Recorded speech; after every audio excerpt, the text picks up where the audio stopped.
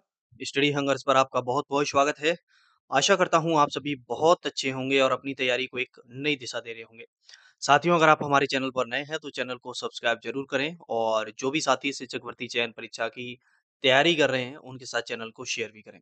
साथियों, हम आपके साथ डिस्कस कर रहे हैं चयन परीक्षा की सोशल साइंस में हमारा जियोग्राफी का जो पार्ट है, उसके टॉपिक वाइज़ वीडियो हम आप सभी के लिए ला रहे हैं और इसके जो टेस्ट हैं टॉपिक वाइज़ वो भी मैं आपके ऐप पर अपलोड करता हुआ जा रहा हूँ। तो आप फ्री मटेरियल सेक्शन में जा सकते हैं।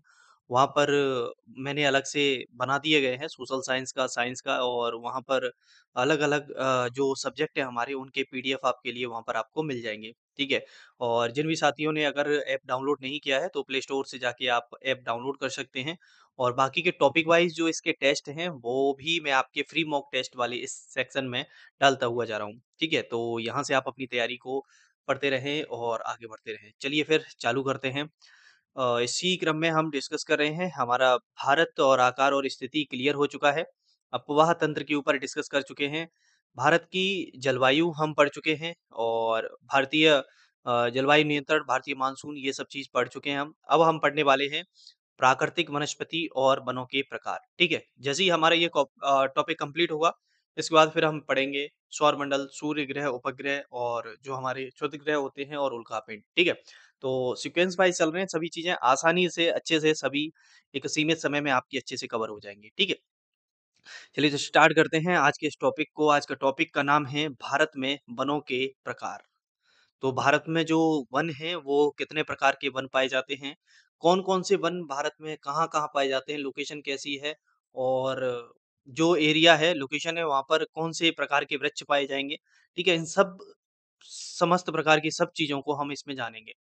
तो जैसा कि मैं आपसे बार-बार कहता हूँ कि इंडिया का जो मैप है, इसकी जो लोकेशंस हैं, वो आपके माइंड में अच्छे से रट जाना चाहिए आपको कि हमारा नॉर्थ ईस्ट वाला एरिया है, वो कौन-सा है, ठीक है? हमारे प्रायद्वीपीय भारत है, यानी कि जो कोस्टल एरियाज़ हैं, यानी कि जो पश्चिमी घाट है, वो कौन-सा है, पूर्वी घाट कौन-सा है, ठीक है? और हमारा ऊपर के जो अंतर्राष्ट्रीय सीमाओं से लगे हुए स्टेट्स हैं, वो कौन से हैं, ठीक है? तो ये सब चीज़ें आप अच्छे से कवर कर लें। मैप को शुरुआत की जो वीडियो हैं वहाँ उनको देखेंगे भारत की स्थिति और विस्तार जहाँ पर मैंने पढ़ाया था, तो ये सब चीज़ें आपकी अच्छे से क्लियर होंगी। जो भी साथी अगर किसी वीडियो को बीच में देखते हैं, तो मैं उनसे कहूँगा कि इसकी कंप्लीट प्लेलिस्ट मैंने बना दी है, तो टॉपिक वाइज़ आप देखें तो आपके लिए सुविधा रहेगी, ठीक है? चलिए, तो बात आती है इसमें भारत में कौन-कौन से प्रकार की वनस्पति के पाई जाती हैं, कौन-कौन से प्रकार के वन पाए जाते हैं। तो भारत में जो है वो 5 प्रकार के वन पाए जाते हैं। उष्णकटिबंधीय सदाबहार वन, उष्णकटिबंधीय पर्णपाती वन, पर्वतीय वन, मैंग्रोव वन और उष्णकटिबंधीय कटीले वन। तो ये इंडिया का मैप है, इसमें लोकेशन के हिसाब से यदि आप देखोगे, तो उष्णकटिबंधीय सदाबहार जो वन हैं, ये देखिए यहाँ पर दिए गए हैं, इंडिकेट किया गया है डार्क ग्रीन से। तो डार्क ग्रीन रिप्रेजेंट कर रहा है आपका किस एरिया को, ये आपके वेस्ट बंगाल, उड़ीसा वाले एरिया को और खासकर नॉर्थ ईस्ट का जो हमारा एरिया है, इस एरिया को, ठीक है? और यहाँ पर देखिए पश्चिमी घाट को विशेषतः और थोड़ा-सा ये पूर्वी घाट के एरिया में भी पाया जा रहा है। तो उष्णकटिबंधीय सदाबहार वन जो हैं, वो खासकर आपके उत्तर-पूर्व में और इधर ओडिशा, वेस्ट बंगाल के एरिया में थोड़ा-सा और पश्चिमी घाट पर विशेष रूप से पाए जाते हैं। ठीक है? अब आते हैं उष्णकटिबंधीय पर्णपाती वन। तो उष्णकटिबंधीय पर्णपाती वन जो है ये आपका लाइट ग्रीन को रि इंडिकेट कर रहा है और मोस्टली जो एरिया है आपका, पूरा मध्य भारत इधर कहें तो इस पूरे के पूरे एरिया में जो है आपके पाए जा रहे हैं उष्णकटिबंधीय पर्णपाती वन। मैं एक छोटा-सा ओवरव्यू दे रहा हूँ आपको, छोटा-सा एक समझा रहा हूँ मैप के माध्यम से लोकेशन को, बाकी का डिटेल में अभी आएगा और इसी में हम एनसीईआरटी में भी इसको डिस्कस करेंगे, ठीक है? अब इसके बाद आते हैं पर्वतीय वन, जैसा कि नाम में ही छिपा हुआ है पर्वतीय वन, तो कहाँ पाए जाएँगे? खासकर ये अरुणाचल प्रदेश, इस एरिया में पाए जाते हैं और ऊपर के लद्दाख, हिमाचल प्रदेश, जम्मू-कश्मीर, उत्तराखंड इस एरिया में पाए जाते हैं। उसके बाद आते हैं मैंग्रोव वन, तो मैंग्रोव वन है वो आपके केवल ये वेस्ट बंगाल का जो एरिया छोटा-सा, यहाँ पर सुंदरबन डेल्टा है, इस वाली जगह पर पाए जाते हैं। और उष्णकटिबंधीय कटीले वन जो हैं, वो आपके इस गुजरात और राजस्थान, हरियाणा का इधर का ये बॉर्डर है, इसमें पाए जाते हैं, ठीक है? और थोड़ा-सा ये बीच में भी पाए जाते हैं आपके आंध्र प्रदेश, तेलंगाना वाले एरिया में। तो चलिए जानते हैं इनको एक-एक करके अच्छे से डिटेल में पूरा डिस्कस करते हैं आपके साथ। पहला है भारत अपनी विविध जलवायु और विषय संरचना के कारण विभिन्न प्रकार के वनों का घर है वनों का वर्गीकरण उनकी प्रकृति, बनावट और जलवायु जिसमें वे पनपते हैं और उनके आसपास पर्यावरण के आधार पर किया जाता है।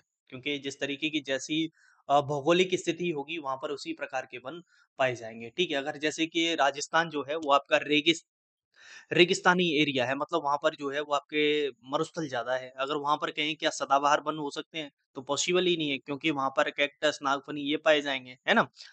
तो भारत में वनों के प्रकार और भारत में जो है वो 5 प्रकार के वन पाए जाते हैं। उष्णकटिबंधीय सदाबहार वन, ट्रॉपिकल एवरग्रीन फॉरेस्ट, दूसरे हैं उष्णकटिबंधीय पर्णपाती वन, ट्रॉपिकल डेसिडस फॉरेस्ट, उष्णकटिबंधीय कटीले वन और झाड़ियाँ, ट्रॉपिकल थॉर्न फॉरेस्ट एंड स्कर्ब्स, और पर्वतीय वन, माउंटेनिंग फॉरेस्ट, और मैंग्रोव वन यानी कि मैंग्रोव फॉरेस्ट। इन सभी को एक-एक करके अच्छे से हम जानते हैं। पहला है उष्णकटिबंधीय सदाबहार वन। तो ये वन उन क्षेत्रों में पाए जाते हैं जहाँ पर 200 सेंटीमीटर से अधिक वर्षा होती है और वर्ष भर तापमान जो है वो वहाँ पर अधिक रहता है। ये वन बहुत घने होते हैं और बहुस्तरीय होते हैं, जिससे सूर्य का प्रकाश जमीन तक मुश्किल से पहुँच पाता है। बहुत घने जंगल पाए जाते हैं यहाँ पर, ठीक है? और ये वनों के वृक्ष अपनी पत्तियाँ एक साथ नहीं गिराते हैं, इसलिए ये वर्ष भर हरे-भरे दिखाई देते हैं। ओके, तो जहाँ पर वर्षा जो है रेनफॉल ज़्यादा हो रहा है, वहाँ पर ये पाए जाएँगे। दूसरा है कि ये वन कहाँ-कहाँ लोकेशन की बात की जाती है, कहाँ-कहाँ पाए जा रहे हैं, तो ये वन पश्चिमी घाट के भारी वर्षा वाले क्षेत्र जैसे कि केरल, कर्नाटक और महाराष्ट्र, जैसा कि अब कुछ देर पहले आपने मैप में देखी थी लोकेशन, और लक्षद्वीप, अंडमान निकोबार द्वीप समूह और असम के ऊपरी भागों और तमिलनाडु तट पर पाए जाते हैं। ये एरिया बताए गए हैं कौन-कौन से स्टेट्स में ये पाए जाएँगे। इन वनों में पाए जाने वाले जो प्रमुख वृक्ष हैं वो हैं आबनूस या एबोनी, महोगनी, रोजवुड, रबड़, सिनकोना और बांस। ठीक है, तो हम डिस्कस कर लिए कौन से उष्णकटिबंधीय सदाबहार वन। ये वीडियो की जितनी भी पीडीएफ है वो ऐप में मैं अपलोड करता हुआ जा रहा हूँ, तो वहां से आप इनको डाउनलोड कर लें, वहां से पढ़ सकते हैं। प्रिंट आउट भी आपको अच्छा लगे तो निकलवा सकते हैं। ठीक है, आप अपनी सुविधा के अनुसार जैसा आपको उचित लगे वैसा कर सकते हैं। दूसरा है उष्णकटिबंधीय पर्णपाती वन। तो ये वन ये है, इन्हें मानसूनी वन भी कहते हैं। ये वन भारत में सबसे अधिक क्षेत्र में फैले हुए हैं। कुछ देर पहले देखा था आपने मैप में कि सबसे ज़्यादा एरिया को जो कवर किए हुए हैं, वो कौन से कवर किए हैं? उष्णकटिबंधीय पर्णपाती वन। ये वन उन क्षेत्रों में पाए जाते हैं जहाँ पर 70 से 200 सेंटीमीटर के बीच वर्षा होती है। गर्मी के शुष्क मौसम में लगभग 6 से 8 सप्ताह के लिए ये पेड़ पानी बचाने के लिए अपनी पत्तियाँ गिरा देते हैं। और इन्हें वर्षा की मात्रा के आधार पर 2 भागों में बाँटा जा सकता है। एक है अर्ध पर्णपाती वन और दूसरे हैं शुष्क पर्णपाती वन। तो अर्ध पर्णपाती वन में कौन से आते हैं? तो जहाँ 100 सेंटीमीटर से 200 सेंटीमीटर वर्षा होती है, ये देश के पूर्वी भाग यानी कि ईस्टर्न एरिया जो है, खासकर उत्तर-पूर्वी राज्य और हिमालय की तलहटी, झारखंड, पश्चिमी ओडिशा, छत्तीसगढ़ और पश्चिमी घाट के पूर्वी ढलानों पर पाए जाते हैं। इन वनों में पाए जाने वाले जो प्रमुख वृक्ष हैं, वो हैं सागवान, साल, शीशम, चंदन, अर्जुन, सहतूत, महुआ, हर्रा और आंवला। दूसरे इन्हीं वनों के दूसरा टाइप क्या है? शुष्क पर्णपाती वन। ये है जहाँ पर 70 से 100 सेंटीमीटर वर्षा होती है। ये प्रायद्वीपीय पठार के वर्षा वाले क्षेत्रों, बिहार, उत्तर प्रदेश और राजस्थान के कुछ भागों में पाए जाते हैं। प्रमुख वृक्ष कौन-कौन से हैं इसके? तेंदू, पलास, अमलतास, बेल, खैर और अक्सलवुड। ठीक है? तो दूसरे वनों के प्रकार आपने जाने, उष्णकटिबंधीय पर्णपाती वन जो कि 70 से 200 सेंटीमीटर एरिया में जहाँ बारिश होती है वहाँ पर पाए जाएँगे, और इनको भी 2 टाइप में हम जान लेंगे, एक आर्द्र पर्णपाती वन और दूसरे शुष्क पर्णपाती वन, ठीक है? तीसरा है उष्णकटिबंधीय कटीले वन। और कैसे हैं कटीले वन हैं ये कहाँ पाए जाते हैं? तो ये वन उन क्षेत्रों में पाए जाते हैं जहाँ 70 सेंटीमीटर से कम बारिश होती है। पहले पाए जाते हैं जहाँ पर 200 सेंटीमीटर से अधिक बारिश हो रही है। दूसरे पाए जा रहे हैं कहाँ पर? जहाँ 70 से 200 सेंटीमीटर के बीच बारिश हो रही है। और तीसरे हमारे पाए जाते हैं जहाँ पर 70 सेंटीमीटर से कम बारिश हो रही है। ठीक है? तो ये वृक्ष जो होते हैं वो कटीले पेड़ होते हैं, इसमें खासकर जो पानी की कमी को पूरा करने के लिए अपनी पत्तियाँ छोटी और कांटेदार कर लेते हैं। और जड़ें जो होती हैं इनकी कैसी होती हैं? गहरी होती हैं। ये जो है वो उत्तर-पश्चिमी भारत के शुष्क और अर्ध-शुष्क क्षेत्रों में पाए जाते हैं, जैसे कि राजस्थान, गुजरात, मध्य प्रदेश, छत्तीसगढ़, उत्तर प्रदेश और हरियाणा का कुछ भाग। इनमें पाए जाने वाले जो प्रमुख वृक्ष हैं वो हैं बबूल, खजूर, पेड़, खैर, नीम और नागफनी। ठीक है? अगला है पर्वतीय वन यानी कि माउंटेन फॉरेस्ट कौन-कौन से हैं? तो ये वन पर्वतीय क्षेत्रों में ऊंचाई के अनुसार तापमान और वर्षा में बदलाव के कारण विभिन्न प्रकार की वनस्पति दर्शाते हैं। जैसे-जैसे ऊंचाई बढ़ती है और तापमान गिरता जाता है और वनस्पति का प्रकार भी क्या होता जाता है, बदलता जाता है। जैसे-जैसे आप ऊपर की ओर बढ़ते जाएँगे, जैसे उत्तराखंड, हिमाचल, लद्दाख और ऊपर हिमालय की तरफ, जैसे-जैसे क्या होगा हाइट बढ़ेगी वैसे-वैसे यहाँ पर जो पेड़ों के टाइप हैं वो भी अलग-अलग तरह के पाए जाएँगे। ये जो है वो खासकर हिमालय क्षेत्र और दक्षिणी भारत के ऊँचे पहाड़ी क्षेत्रों जैसे कि नीलगिरी पहाड़ी, अन्नामलाई और पालनी पहाड़ियों पर पाए जाते हैं। ऊँचाई की यदि बात की जाए तो ऊँचाई के आधार पर इनके प्रकारों की बात करें तो 1000 से यदि 2000 मीटर की ऊँचाई है, तो यहाँ पर शीतोष्ण चौड़ी पत्ती वाले वन पाए जाते हैं। इन वनों में खास हैं ओक और चेस्टनट के वृक्ष। यदि ऊंचाई और ऊपर बढ़ रही है तो 1500 से 3000 मीटर की ऊंचाई पर यहाँ कोणधारी वन यानी कि शंकुधारी वन पाए जाते हैं। चीड़, देवदार, सिल्वर फर, स्प्रूस और सनोवर। और 3600 मीटर से अधिक ऊंचाई पर यहाँ अल्पाइन वनस्पति जाई जाती है, जिसमें घास के मैदान, लाइकेन और मॉस जैसी टुंड्रा वनस्पति शामिल हैं। और इनमें जैसे कि सिल्वर फर, जूनिपर, पाइन और बर्च ये वृक्ष पाए जाते हैं। ठीक है, तो चौथा टाइप आपने पढ़ा पर्वतीय वन और ये पाए जाएँगे माउंटेनिंग एरिया में। और माउंटेनिंग एरिया में भी खासकर ये हिमालय वाले क्षेत्र में और जैसे-जैसे ऊँचाई बढ़ेगी तो यहाँ पर जो वृक्षों के प्रकार हैं, टाइप्स हैं वो भी बदलेंगे। अगला लास्ट है मैंग्रोव वन। इन्हें ज्वारीय वन भी कहते हैं। मैंग्रोव वन का दूसरा नाम क्या है? ज्वारीय वन। क्योंकि ये तटवर्ती क्षेत्रों और नदी डेल्टाओं में पाए जाते हैं, जहाँ ज्वार-भाटा का पानी आता है। इन वृक्षों की जड़ें पानी में डूबी रहती हैं और वे खारे पानी में जीवित रहने के लिए अनुकूलित होते हैं। ये वन तटीय कटाव को रोकने और जैव विविधता को बनाए रखने में महत्वपूर्ण भूमिका निभाते हैं। खासकर यदि बात करें ये कहाँ पाए जाते हैं तो गंगा महानदी, कृष्णा, गोदावरी और कावेरी नदियों के डेल्टा क्षेत्र में। तो जहाँ पर नदियाँ अपना डेल्टा बनाती हैं, खासकर नदियों का जहाँ पर मुहाना है, वहाँ पर ये पाए जाते हैं। और विशेष रूप से सुंदरवन यानी कि गंगा और ब्रह्मपुत्र जो डेल्टा बनाती हैं, सुंदरवन डेल्टा जो कि विश्व का सबसे बड़ा मैंग्रोव वन है यहाँ पर। और प्रमुख वृक्ष है सुंदरी वृक्ष, जिसके नाम पर क्या है सुंदरवन का नाम पड़ा, सुंदरवन डेल्टा। और यहाँ पर केवड़ा के वृक्ष, मैंग्रोव, गरोन और ताड़ के वृक्ष भी पाए जाते हैं। ठीक है, तो ये थे वनस्पतियों के प्रकार, 5 प्रकार की वनस्पतियाँ भारत में पाई जाती हैं। तो ये तो इम्पोर्टेंट फैक्ट हमने यहाँ पर डिस्कस कर लिए आपके। अब हम चलते हैं आपके एनसीईआरटी की ओर। एनसीईआरटी में भी हमारा ये टॉपिक दिया हुआ है, तो ये तो पढ़ लिया यहाँ पर, अब एनसीईआरटी के माध्यम से चीज़ें आपकी वहाँ कवर हो जाएँगी। ठीक है? चलिए देखिए, यहाँ पर ये टॉपिक दिया है प्राकृतिक वनस्पति तथा वन्य प्राणी। तो इनको फिर जानते हैं यहाँ से। भारत में हमारा देश जो है, वो विविधताओं वाला देश है, किसी भी आधार पर विविधता देखी जाए। हमारा देश भारत विश्व के मुख्य 12 जैव विविधता वाले देशों में से एक है। लगभग 47,000 विभिन्न जातियों के पौधे पाए जाने के कारण यह देश विश्व में 10वें स्थान और एशिया के देशों में चौथे स्थान पर है। भारत में लगभग 15,000 फूलों के पौधे हैं, जो कि विश्व में फूलों के पौधों का कितना प्रतिशत है? 6% है। इस देश में बहुत से बिना फूलों के पौधे हैं जैसे कि फर्न, शैवाल तथा कवक। भारत में लगभग 90,000 जातियों के जानवर तथा विभिन्न प्रकार की मछलियाँ ताजे तथा समुद्री पानी की पाई जाती हैं। चलिए अब बात करते हैं वनस्पति की। तो प्राकृतिक वनस्पति का अर्थ है कि वनस्पति का वह भाग जो कि मनुष्य की सहायता के बिना अपने आप पैदा होता है और लंबे समय तक उस पर मानवीय प्रभाव नहीं पड़ता, इसे अच्छत वनस्पति भी कहते हैं। तो वन किसे कहेंगे? यानी कि प्राकृतिक वनस्पति किसे कहेंगे? तो वनस्पति का वह भाग जो कि मनुष्य की सहायता के बिना, क्या जंगलों में हम पानी देने जा रहे हैं? नहीं। क्या वहाँ के जो पेड़ पौधे जंगलों के उनको हम खाद दे रहे हैं? नहीं, वहाँ पर बीज डाल रहे हैं, नहीं। तो ये ऑटोमेटिक बिना मतलब प्रकृति से ही ऑटोमेटिक क्या है पनपते रहते हैं और बढ़ते रहते हैं।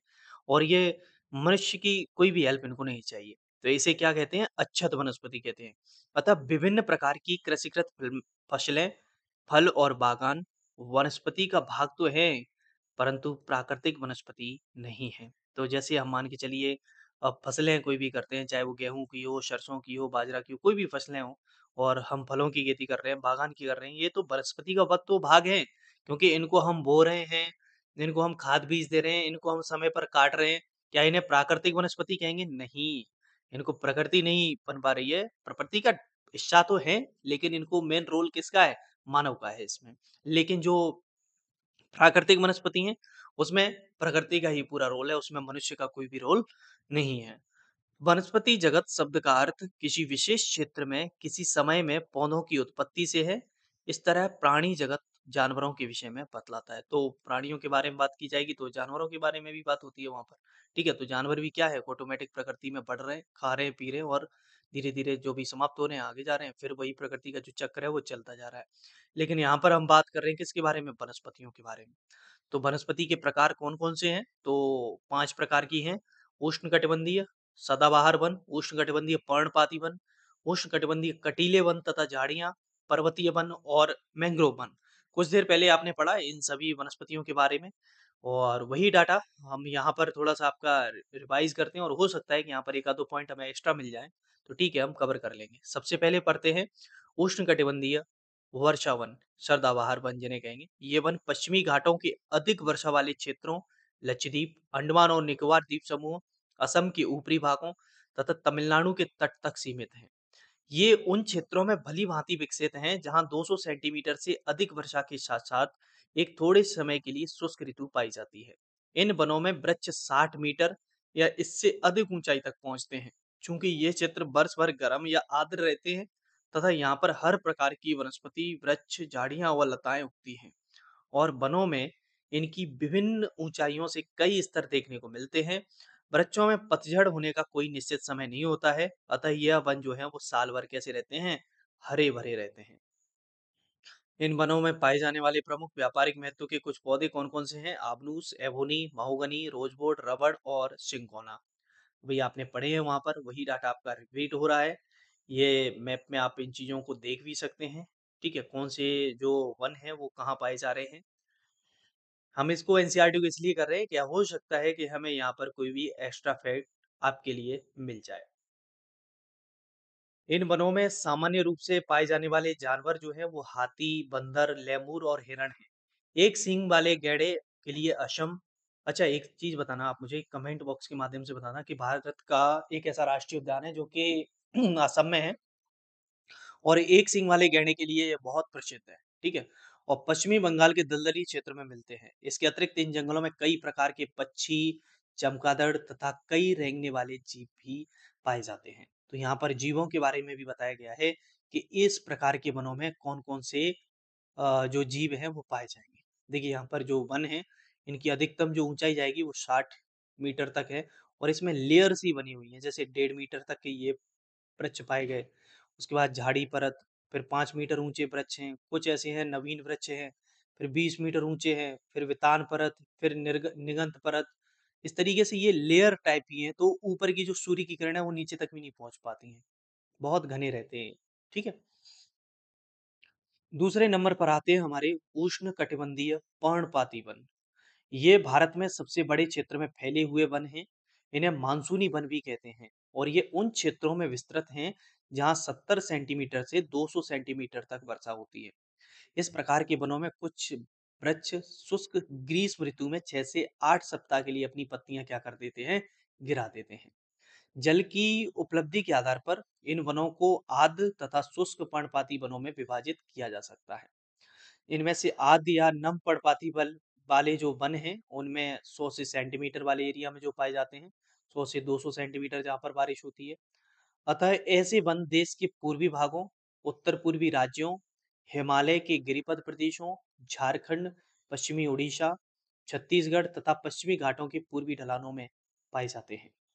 सागौन इन वनों की प्रमुख प्रजाति है। बांस, साल, शीशम ये वृक्ष भी क्या होते हैं यहाँ पर पाए जाते हैं। चलिए आगे बढ़ते हैं और देखते हैं इसमें और कौन-कौन से वृक्ष हैं। चंदन, रवेर, कुसुम, अर्जुन, शहतूत के वृक्ष व्यापारिक महत्व वाली प्रजातियां हैं। इसी में दूसरा टाइप जो है, दूसरा टाइप है शुष्क पर्णपाती वनों का। और ये वन उन क्षेत्रों में पाए जाते हैं जहाँ वर्षा जो है वो 70 सेंटीमीटर से 100 सेंटीमीटर के बीच होती है। वही सेम चीज़ आप यहाँ पर पढ़ रहे हैं। अब आपका यहाँ पर एनसीईआरटी के माध्यम से रिवीजन चल रहा है और एनसीईआरटी भी आपकी साथ-साथ कवर हो रही है। ये वन प्रायद्वीपीय पठार के ऐसे वर्षा वाले क्षेत्रों, उत्तर प्रदेश तथा बिहार के मैदानों में पाए जाते हैं।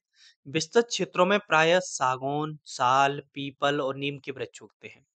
ये क्षेत्रों के बहुत बड़े भाग कृषि कार्य में प्रयोग हेतु साफ कर लिए गए हैं और कुछ भागों में पशुचारण भी होता है।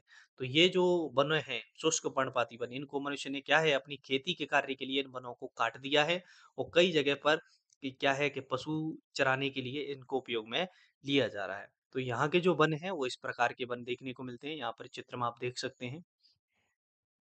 और इन जंगलों में पाए जाने वाले जो प्रमुख जानवर जानवर हैं, उनमें शेर, सूअर, हिरण और हाथी हैं। विविध प्रकार के पक्षी, छिपकली, सांप और कछुए भी यहाँ पर पाए जाते हैं। तीसरा टाइप हम पढ़ रहे हैं यहाँ पर कटीले वन तथा झाड़ियाँ। ये जो है वो 70 सेंटीमीटर से कम वर्षा वाले क्षेत्र में पाए जा रहे हैं और इस प्रकार की वनस्पति देश के उत्तर पश्चिमी भागों में पाई जाती है, जिसमें गुजरात, राजस्थान, छत्तीसगढ़, मध्य प्रदेश, उत्तर प्रदेश, हरियाणा के अर्ध शुष्क क्षेत्र सम्मिलित हैं। अकाशिया, खजूर, यूरो यूफरबिया और नागफनी यहाँ की मुख्य पादप प्रजातियां हैं। देखिए, बार-बार मैं इंडिया के जो मैप है उसको आपको याद करने के लिए, उसको माइंड में एक इमेज क्रिएट करने के लिए क्यों कहता हूँ, कि यदि आपने भारत के नक्शे को दिमाग में छाप लिया कि कौन-सा राज्य कहाँ पर है, कौन-सा राज्य किस राज्य से सटा हुआ है, तो आपकी सभी चीज़ें इसी पर तो टिकी हुई है, पूरा का पूरा ज्योग्राफी। सब चीज़ें आपकी अच्छे से क्लियर हो जाएँगी। इन वनों के वृक्ष बिखरे हुए होते हैं और इनकी जड़ें लंबी तथा जल की तलाश में चारों ओर फैली होती हैं। पत्तियां प्राय छोटी होती हैं जिनसे बाष्पीकरण कम से कम हो सके। शुष्क भागों में झाड़ियां और कटीले पादप पाए जाते हैं। देखिए, यहाँ के जो पेड़ हैं वो इस तरीके के पेड़ देखने को मिलते हैं, इस चित्र में दिखाई भी गए हैं। और इन जंगलों में जो है वो खासकर चूहे, खरगोश, लोमड़ी, भेड़िए, जंगली गधा, घोड़े तथा ऊंट पाए जाते हैं। अब आते हैं अगले क्रम में आपके पर्वतीय वन, चौथे नंबर के। पर्वतीय क्षेत्रों में तापमान की कमी तथा ऊंचाई के साथ-साथ प्राकृतिक वनस्पति में भी अंतर दिखाई देता है। वनस्पति में जिस प्रकार का अंतर हम उष्ण कटिबंधीय प्रदेशों से टुंड्रा की ओर देखते हैं, उसी प्रकार का अंतर पर्वतीय भागों में ऊंचाई के साथ-साथ देखने को मिलता है। जैसे कि 1000 मीटर से 2000 मीटर तक की ऊंचाई वाले क्षेत्रों में आर्द्र शीतोष्ण कटिबंधीय वन पाए जाते हैं। इनमें चौड़ी पत्ती वाले ओक तथा चेस्टनट जैसे वृक्षों की प्रधानता होती है। 1500 से 3000 मीटर की ऊंचाई के बीच शंकुधारी वन पाए जाते हैं। तो यहाँ पर देखिए, ये जैसे-जैसे जो ऊंचाई बढ़ेगी, वैसे-वैसे जो वृक्षों का टाइप है, वो भी क्या होगा, बढ़ता हुआ जाएगा। ठीक है?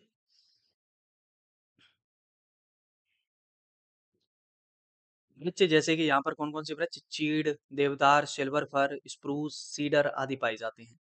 ये वन प्रायः हिमालय की दक्षिणी ढलानों, दक्षिण और उत्तर पूर्वी भारत के अधिक ऊंचाई वाले भागों में पाए जाते हैं। प्राय 3600 मीटर से अधिक ऊंचाई पर शीतोष्ण कटिबंधीय वनों तथा घास के मैदानों का स्थान अल्पाइन वनस्पति ले लेती है और सिल्वर फर, जूनिपर, पाइन व वर्च इन वनों के मुख्य वृक्ष हैं। जैसे जैसे हिमरेखा के निकट पहुंचते हैं, इन वृक्षों के आकार जो है वो छोटे होते जाते हैं। अंततः झाड़ियों के रूप के बाद वे अल्पाइन घास के मैदानों में विलीन हो जाते हैं। इनका उपयोग गुज्जर तथा बक्करवाल जैसी घुमक्कड़ जातियों द्वारा पशु चारण के लिए किया जाता है। तो बर्फीले जो एरिया है वहाँ पर विशेष रूप से जो है वो अल्पाइन घास पाई जाती है। तो जो पशु चराने वाली जो खासकर घुमक्कड़ जातियाँ हैं वो अपने पशुओं को चराने के लिए इसका उपयोग में लेती हैं। अधिक ऊंचाई वाले भागों में मॉस, लिचन घास और टुंड्रा वनस्पति का एक भाग है। इन वनों में प्रायः कश्मीरी महामृग, चित्रा हिरण, जंगली भेड़, खरगोश, तिब्बतीय बारहसिंगा, याक, हिम तेंदुआ, गिलहरी, रीछ, आइबैक्स, कहीं-कहीं लाल पांडा, घने बालों वाली भेड़ और बकरियां पाई जाती हैं। लामा भी पाया जाता है। तो यहाँ पर जो आपका जम्मू कश्मीर, हिमाचल प्रदेश और लद्दाख वाला ये जो एरिया है ना, जम्मू कश्मीर और लद्दाख खासकर, यहाँ के जो जीव है वो भी डिफरेंट है अपने, खासकर यहाँ के जैसे मध्य प्रदेश और साउथ के यहाँ के जो जीव है उनकी अपेक्षा। ठीक है, उनके लिए जो वहाँ की वनस्पति है वो सूट करती है। मैंग्रोव वन, ये वनस्पति तटवर्ती क्षेत्रों में जहाँ ज्वार भाटा आते हैं, वहाँ की सबसे महत्वपूर्ण वनस्पति है। मिट्टी और बालू इन तटों पर एकत्रित हो जाती है। घने मैंग्रोव एक प्रकार की देखिए इस प्रकार के होते हैं ये और इनकी जो जड़ें हैं वो खारे पानी में यहाँ पर मतलब डूबी हुई होती हैं और ये इसी में पनपते हैं। जिसमें पौधों की जड़ें पानी में डूबी रहती हैं। गंगा, ब्रह्मपुत्र, महानदी, गोदावरी, कृष्णा और कावेरी नदियों के डेल्टा भाग में यह वनस्पति मिलती है। गंगा ब्रह्मपुत्र डेल्टा में सुंदरी वृक्ष पाए जाते हैं जिनसे मजबूत लकड़ी प्राप्त होती है। नारियल, ताड़, क्योड़ा, वेंगर के वृक्ष भी इन भागों में पाए जाते हैं। इस क्षेत्र का रॉयल बंगाल टाइगर प्रसिद्ध जानवर है। इसके अतिरिक्त कछुए, मगरमच्छ, घड़ियाल एवं कई प्रकार के सांप भी इन जंगलों में देखने को मिलते हैं। तो ये तो बात कर ली हमने यहाँ के मुख्य जो वन हैं उनके प्रकारों की, ठीक है? और एक पॉइंट और याद कर लेना, भारत जीव सुरक्षा अधिनियम कब लागू किया गया? तो 1972 में लागू किया गया। कुछ औषधीय पादप हैं जो कि विशेष रूप से किसी न किसी दवाई के रूप में काम में आते हैं जो कि आपके लिए बहुत इम्पोर्टेंट साबित होंगे। इनको आप नोट कर लेना। औषधीय पादप भारतीय प्राचीन समय से अपने मसालों तथा जड़ी बूटियों के लिए विख्यात रहा है। आयुर्वेद में लगभग 2000 पादपों का वर्णन है और कम से कम 500 तो निरंतर प्रयोग में आते रहे हैं। विश्व संरक्षण संघ ने लाल सूची के अंतर्गत 352 पादपों की घटना की, जिनमें से 52 पादप अति संकटग्रस्त हैं और 49 पादपों को विनष्ट होने का खतरा है। भारत में प्रायः औषधि के लिए प्रयोग होने वाले कुछ निम्नलिखित पादप हैं, जैसे कि सर्पगंधा। यह रक्तचाप के निदान के लिए उपयोग होता है और केवल भारत में ही पाया जाता है। तो सर्पगंधा ब्लड प्रेशर को कंट्रोल करने के लिए उपयोग में होता है, उपयोग में लाया जाता है और ये केवल भारत में पाया जाता है। जामुन, जामुन पके हुए फल से सिरका बनाया जाता है जो कि वायुसारी और मूत्रवर्धक है और इसमें पाचन शक्ति के भी गुण पाए जाते हैं। बीज का बनाया हुआ पाउडर डायबिटीज के रोग में सहायक होता है। तो जामुन भी एक औषधि के रूप में उपयोग होता है। अर्जुन, ताजे पत्तों का निकाला हुआ रस कान के दर्द के इलाज में सहायता करता है। यह रक्तचाप की नियमितता के लिए भी लाभदायक है। बबूल, इसके पत्ते आंख की फुंसी के लिए लाभदायक हैं। इससे प्राप्त गोंद का प्रयोग शारीरिक शक्ति की वृद्धि के लिए होता है। नीम जैव और जीवाणु प्रतिरोधक है। तुलसी पादप जुकाम और खांसी की दवा में उसका उपयोग होता है। कचनार, फोड़ा, अल्सर व दमा रोगों के लिए प्रयोग होता है। इस पौधे की जड़ और कली पाचन शक्ति में सहायता करती है। अपने क्षेत्र के औषधीय पादप यानी कि हो सकता है अलग-अलग क्षेत्र में अलग-अलग प्रकार की वनस्पति पाई जाती है। तो इसमें ये भारत के जो वन हैं, उनके प्रकार हैं, ये कंप्लीट आपके अच्छे से डिस्कस हो गए हैं। ठीक है? मुझे नहीं लगता कि इससे बाहर आपका क्वेश्चन जाएगा। और बाकी का एक और टॉपिक जब मैं पढ़ रहा था, आपके लिए देख रहा था, तो वहाँ पर भारत की वनस्पति से संबंधित कुछ फैक्ट और मुझे देखने को मिले थे, तो उनको भी मैं आपको यहाँ पर बता देता हूँ। ठीक है? क्लास 6 में शायद ये दिए हुए हैं। प्राकृतिक वनस्पति और वन्यजीव केवल स्थल मंडल, जल मंडल और वायुमंडल के बीच जुड़े एक सक्रिय क्षेत्र में ही पाए जाते हैं, जिसे हम क्या कहते हैं? जैव मंडल कहते हैं। और जैव मंडल में सभी जातियां जीवित रहने के लिए एक दूसरे से परस्पर संबंधित और निर्भर रहती हैं और इस जीवन आधारित तंत्र को कहते हैं पारितंत्र।